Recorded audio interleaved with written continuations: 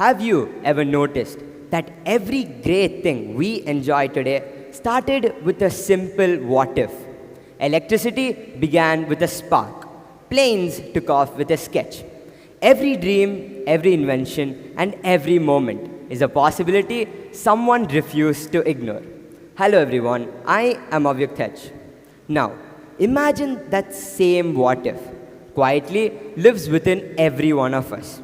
All it needs is just one good moment of courage to take flight. This happened to me not too long ago. During a school project, my friend and I had one of those arguments. Ones that start off small but end up feeling enormous.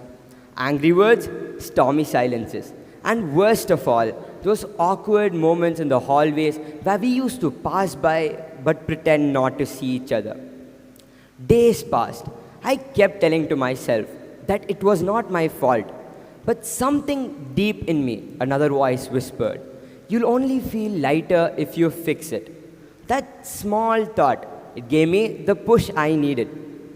So the next day, when I went to school, my heart racing faster than a 100-meter sprint, I found him and said, "Hey, I'm sorry. I should not have spoken that way." For a moment, it was silence. Then he smiled and said, "I was waiting for that." That smile, it lifted something off my chest. That day, I didn't learn how to apologize. I learned how to fly again. Because forgiveness does not give you wings. It shows that you already had them. Forgiveness does not mean the wound never existed. It means refusing to let the wound hold you down. It lives in every human heart, a quiet, stubborn belief that no dream too small, no person too ordinary to make a difference. Even Mahatma Gandhi said, "The weak can never forgive." Forgiveness is an attribute of the strong. Think of great leaders who turned that noise into momentum. Like when Malala Yousafzai was attacked for raising her voice, she didn't fight back with hate. She chose forgiveness, and that choice turned her pain into purpose.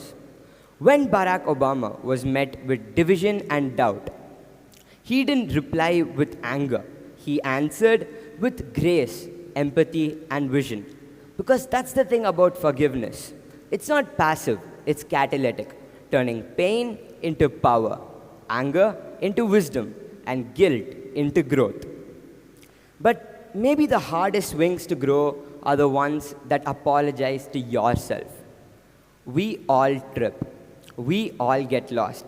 We all wish we could rewind something we said or did. But remember, guilt does not give you wings. It clips them. Self-forgiveness does not mean forgetting who you were. It means trusting who you're capable of becoming. Because wings are never heavy unless we're the ones refusing to open them. Forgiveness may seem a little overwhelming at start, but it starts with one small choice. By simply acknowledging the truth by what happened. Tell it to yourself or someone you trust. Speak honestly. Honesty silences that silence. Next, accept your role in the situation. No more and no less. And finally, extend an invitation to heal. It could be as simple as, "Hey, I'm sorry. I should not have spoken that way. Let me make things right." These simple words don't just mend fences. They build bridges forward. Try this in everyday moments. A broken promise, a forgotten message, an impatient word. Each act of repair is like planting a new seed. Each time, the wings grow stronger. Thinking back to my own story, I see that forgiveness was not something I could give. It was freedom that I chose to claim. It's not just smoothing over mistakes. It's about opening a new door to great opportunities. And after that, the air feels lighter and clearer. You always have the courage to spread your wings, forgive freely, and fly towards the next great opportunity. Thank you.